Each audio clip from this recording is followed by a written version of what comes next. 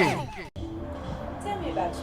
Tell me about who you are, where you're from, who is D Maurice. Well, D Maurice, aka Demo, aka Black Santa, aka Beerstradamus, aka Chunky Love, aka yes, Davon Terriers, yes, all of that. D Maurice started his humble beginnings in the small town of Chicago, Illinois. I am from the Chi, absolutely. Born and raised, actually I was raised in a little suburb called Harvey, Illinois. Okay. And I've been who I've been. So in coming from Harvey, Illinois, south of Chicago, Yes. the south suburb of Chicago. Right.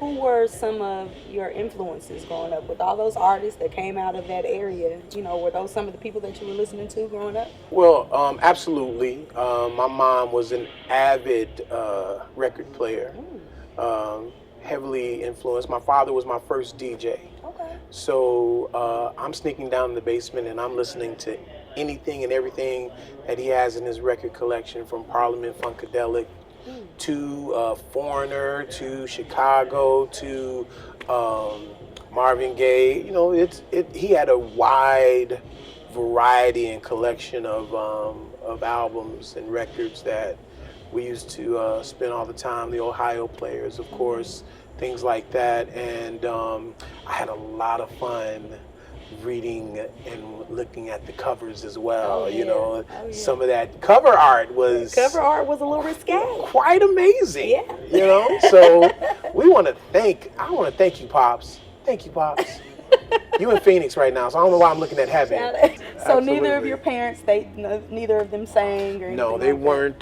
They weren't musicians or singers by any means, but they were very musical. Okay. Again, a lot of music came through that house, and my father bought me my first drum set. Okay. When I was 10, 11 years old. So I can't do anything but be thankful. So tell me about your journey, how you started out. I got wind, before you go into it, that you used to want to act.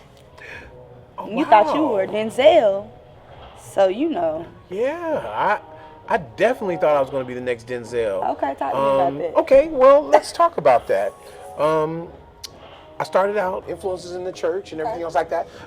Actually, I thought gospel would be the only thing that I would do throughout my life. Yeah, I recorded my first album as a gospel group with this group called Gideon. It was formerly named Michael Houston in Ministry, but now Gideon. Okay. And it was my first foray into professional recording and everything like that, going into the booth and recording songs. And back then it was on reel-to-reel tape, so we were slicing tape up and just all kind of great stuff that we had. And I learned an amazing amount of knowledge of recording and what to do from that scenario and that situation. I'm really thankful to them. That when you realized that was what you wanted to do? Yes, absolutely. And that and acting and all of that, kind of just combined and metamorphosed into one whole being. I studied theater in college and during high school. I was in a lot of plays and stuff like that. So I was always acting or singing in some form of somebody's musical or play or another, so yeah, I loved it, I just knew this is what I wanted to do. Then life happened. So I got married and then I got divorced. My mom passed away of colon cancer 16 years ago, and I started to feel that I had other stories to tell and other things that I can express other than just what gospel, would allow you to speak on. Right. And so that took on a whole new meaning and direction for me, and I wanted to do some things that kind of opened that up. Okay. Absolutely. All right, so whenever you decided that you weren't going to be the next Denzel. Okay. And you decided that you wanted to sing. Yes. How did that turn into you meeting and linking up with Mr. Eric Robeson? Well, that's a very good story, and I hope you got a little time because I got all the time you need, brother. it's a little lengthy. Okay, cool. So Layla Hathaway had her own website. All right. And still does. And she had a forum called the Pink Room. Okay. And so that's where I met a lot of different people from all walks of life, but also from the industry and beyond that as well. Okay. So one of the people that I met was Eric's publicist at the time. Her name is Elsa Lathan. Okay. And Elsa and I used to talk all the time about everything, argue all the time, just have a good time, you know, everything. Via the forum? Via the forum, and then, of course, personally, you know, texts and calls and all that other good stuff. Okay. And I remember one time talking to her, and I said, you know what? This is on my bucket list. I would really like to just sing one time behind Eric Robeson. I've seen the guys that sing behind him. I've seen them, and they can't do what I do. You know, They not DMos. no, they're not Demo. You know what I'm it. saying? Come You know, on, somebody. they're not the bearded one. No. You know. So with that said, I did. I said, you know, I'd like to do it. And she was like, well, why don't you audition? I was like, word, really? And she was like, yeah, you know, just send him an MP3. He will listen to it. If he likes it, he'll let you know. I said, okay, I'll think about it. That's dope. I really wasn't gonna do it. You weren't. No, Why not? but well, you know, I was unsure of myself at the time. But then I was flying home from LA, and my roommate at the time had his own studio, and he picked me up. It was like midnight, and I was like, yo, man, I'm thinking about doing this MP3 for Eric Robeson to audition for him. You know, you think you can help me out? And he was like, man, let's go to the lab right now. That's what I'm talking So we literally drove from the airport to his studio, stayed up for like 4 or 5 hours, and cut a song. Sent it to Eric, and a couple weeks later, I heard back from him via email. He said, yo, I like the song, but, you know, unfortunately, I already got somebody that I'm doing a show with in Chicago. Okay. But would you be willing to come to Detroit and do a show with me? Wow. And I'm like, hell yeah, you know, right. Oh, since we're talking about Mr. Robeson, Yes. what is it like touring with an artist like him? Like, he's got fans everywhere, you know, you guys go everywhere. He's a wonderful artist. What is it like being on tour with him? Well, let me just say this unequivocally, that it's very amazing to witness genius each and every night. You know, this man is a lyrical genius, really. And he makes up songs from random words from the crowd, you know, and, you know, every night, you know, and you see this, and you see, you know, his showmanship and everything that he brings to the table as an artist, but also too as a performer who really wants to connect with it, with his audience and with the people. And I can't help but admire that, and also to look to that as an example of how I want to, you know, perform and do, you know, what I do. Right. Absolutely. DeBarge. DeBarge. This is when I wanted to be light skinned with good hair. Well, damn. You know, didn't happen. Did not. You know, still mocha chocolate, but that's what I wanted. You know, absolutely. Earth, Wind, and Fire, of course. You know, Chicago. amazing Chi-town. Chicago artists. But let me also say this: not only is Earth, Wind, and Fire dope, but didn't they do this dopeness with the emotions? I would love singing. Now it's crazy. Don't judge me. But me, my sister, and another friend would sing emotion songs in the garage, or you know, in the driveway, or in people's grasses, wherever they wanted to hear. We would sing emotion songs. We would sing Earth, Wind, and Fire, and we will sing my man right here, Rick James. Oh Lord Jesus. We would sing Mary Jane. Didn't know what we were singing about, but I'm in love with Mary Jane. Ooh. Let me admit something to you that I really wouldn't admit to anybody else. Okay. I never wanted to be a solo artist. Okay. Not ever. Why not? I enjoyed being in groups. I enjoyed singing behind people. I enjoyed all of that.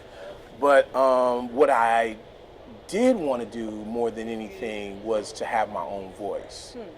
And so being with Eric and singing behind him, even though I'm very comfortable, probably more comfortable than ever, being in the background and supporting him, what I really like is the fact that as a solo artist now, I can really speak my own voice, my own mind, and really communicate that. Right. So again, solo artist was never in the plan, but I'm glad it's here because I really like some of the things that I've had to say, especially with the new album. Right. Yeah. So let's talk about your album. Okay. Debut album. My debut album is here. Mosaic. Absolutely, Mosaic. Yes. Why the name Mosaic? Basically, I was putting together all these broken pieces in my life. You know, I was homeless at one time. I was dealing with having a baby out of wedlock. I was dealing with my divorce and my ex-wife. I was dealing with all kind of issues and problems, and I put it all in these songs. And so for me, it felt right. Like taking all the broken pieces from my life, taking all the broken pieces, even from those lives that the songs may represent, and putting them together to make something that's good, as opposed to focusing on what's bad or, the problem or what happened, And for me, it made sense, This album was Mosaic. It was a piece of art, but from all these broken pieces coming together to make something really nice. Wow. Really good. Okay. Yeah.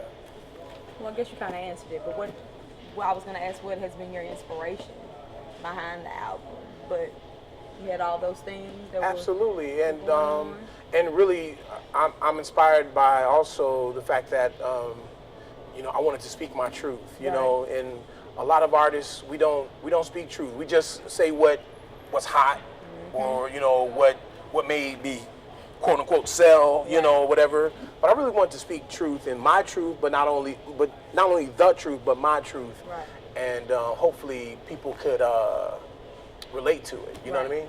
Yeah. So what has been your creative process? Like some people smoke weed, some people drink, some people sleep. What do you do to kind of get in that mode where you're ready to create and get it done?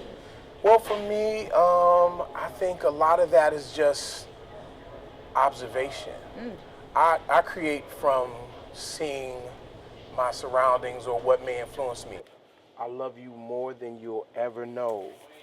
Bossa Nova, Come Back Charleston Blue, Jealous Guy, Giving Up, Be There, This Christmas, the very first Christmas song that I fell in love with. And my favorite Donny Hathaway song of all time, A Song for You.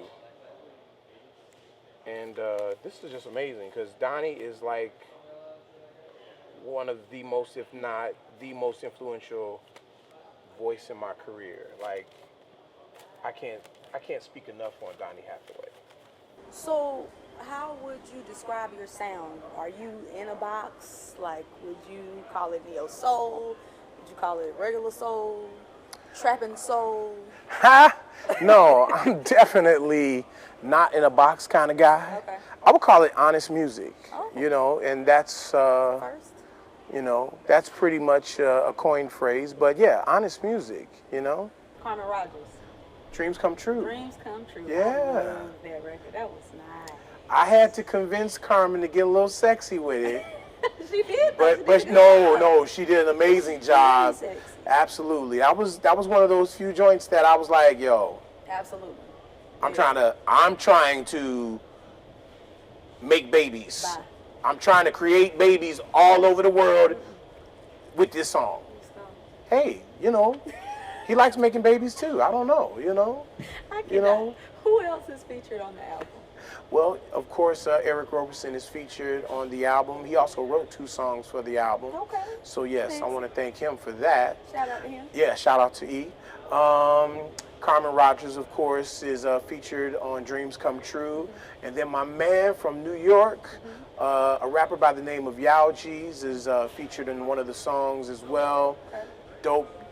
Dope rapper who has his own projects out as well, so you can check those out as well. Okay. Absolutely. Cool. Yeah. All those features and all those collaborations. I need 3 people.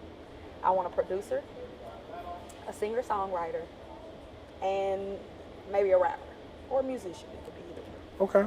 That would be your dream collaboration? Wow. That's Okay. a hard one, right? That is a hard one. But I'll say this. As far as producer, Pharrell, Oh, that's a good one. man, Yeah, I that's just a good love everything that he does. Yeah, So he's Pharrell, amazing. Pharrell would be that dude. Okay. Singer-songwriter. That's a hard one. I'm going to go with Jasmine Sullivan. Because, How did I know you were gonna say well, you know, I'm kind of partial Hallelujah. to sexy, curvy women. So, yes, Jasmine Sullivan, Okay. holler back at your boy. I know I'm a little older, but you know. that? A little. Oh, stop. Anyway, yes. And what was the next one? Rapper. Rapper. Okay, absolutely. It would have to be Mos Def or Yazin Bey, whatever he's calling himself these days. I love Mos Def. He's the greatest. He's killing out here in these streets. Yeah. Absolutely. Amazing. Him or Busta Rhymes? Yo, but listen, Busta Bus? he's No, still killing. no, still killing. Like Nobody can hold a candle to Busta Rhymes. Straight You up. know, it's crazy because he's underrated. Nobody puts him in their top five. But real talk, Straight up. who's I agree. who's destroying Busta Rhymes in any rap battle? I agree. Nobody. Nobody. Nobody. I agree. So let's go with that. Top collaboration. Absolutely. That was awesome. What does your dash look like? At the end of it all, what do you want your bitchary to say? Wow. Demo is, or Demo was. Demo was One liner.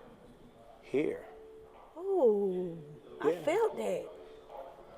I want to be present, you know? And it's not necessarily that I have to accomplish all these amazing things or do all this amazing stuff. I just want to be known and here and present. And hopefully I impacted you in some way, small or big. Yep. That was deep. I appreciate you coming. I can get deep too sometimes. Thank you. No, thank you so much. No, you The made you took bees and the time. wavies was killing, and I'm just so grateful you asked me to come through. Seriously. I'm excited. And this is an amazing place to do it in, you know? Josey Records, man. Absolutely. Okay. Thank you, honey. Thank you. No, you're welcome. Anytime. Uh-oh, what? Holla back. Oh, that's it. Uh-oh. I'm out of here. And I think real talk, just hopefully that they can relate to me, you know, and relate to what I'm singing, as opposed to just listening to, yeah, he talking about money or women or whatever else like that. You know, we got those a dime a dozen, but you know, who's really gonna talk about some things that, you know, you don't really see every day. Right. Somebody listening and creeping on your wall. On your damn Who wall. gonna write about that? That's An the artist. That's the next Alex Haley. That's the next Roots. That is.